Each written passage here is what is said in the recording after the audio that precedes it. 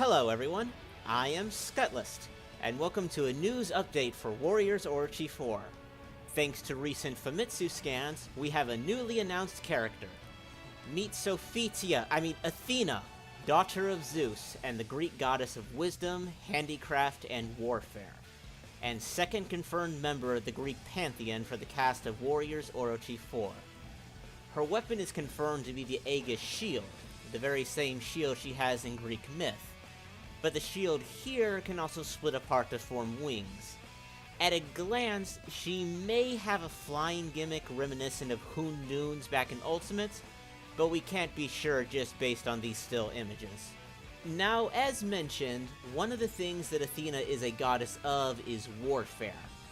However, the warfare she embodies is a bit different from the warfare associated with Ares, who is the one people usually think of when we talk about the Greek god of war.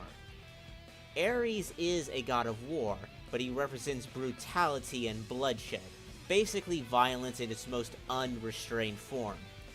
Athena, on the other hand, represents strategic warfare. In a previous video, I speculated on the idea of Ares getting in to serve as an antagonist to the respective gods of war of Dynasty and Samurai warriors, Guan Yu and Kenshin Uesugi. Conversely, since Athena covers the domain of strategic warfare, I could picture her as an enemy to the various strategist characters, such as Suma Yi. And hey, maybe we could even have her go up against Taigong Wong for a battle of Divine Tactician versus Divine Tactician. This is, of course, assuming that Athena is in league with her father in the story. In Greek myth, Athena is frequently an ally to mortal heroes, giving them guidance in their own journeys. In light of that, there's a possibility that her role in the story will be rendering aid to the human characters in some way. But that's just speculation on my part. Bear in mind that much like the rest of the Greek gods, she isn't really a particularly nice individual, and did occasionally curse mortals out of spite or jealousy. After Athena, more deifications have been revealed. We've known since the June 9th stream that there will be a total of 8 deifications in the game. Of those 8, Zhao Yun and Yukimura Sanada have already been revealed. Now we can confirm 2 more, of Dynasty Warriors, Cao Pi, and of Samurai Warriors, Mitsunari Ishida. As I figured, popularity is probably a factor in choosing who gets deifications. It's possible these 2 will be major players in the plot of Orochi 4, but the choice to give them deifications I'm sure was a decision based on them routinely polling well. With these 2 new deifications established, combined with the 2 previously known deifications, Zhao Yun and Yukimura, we've now seen half of the deifications in the game. And all 4 deifications we've seen so far are of male characters. It's possible the remaining 4 will be deifications of female characters to balance things out. Or maybe not. I still wouldn't discount the idea of them giving a deification to a character that Koei personally favors, such as Lu Bu.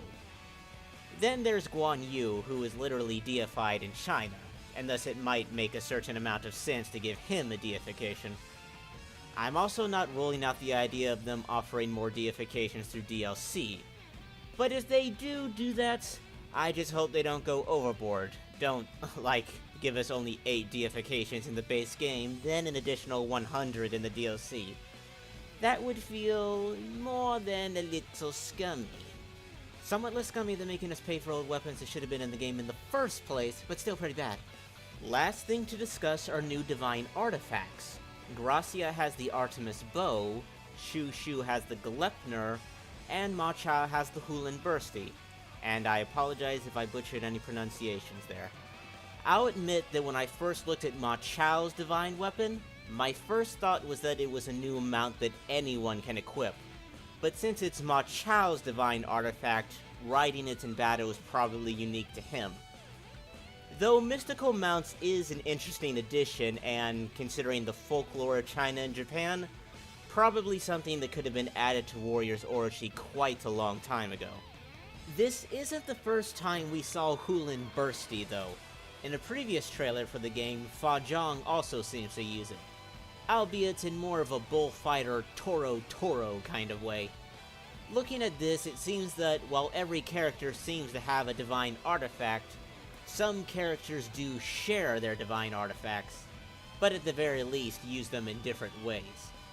The interesting thing about the divine artifacts listed so far, and something I don't believe I commented on in past videos, is the fact that several of them do not come from Greek mythology, but instead Norse myth.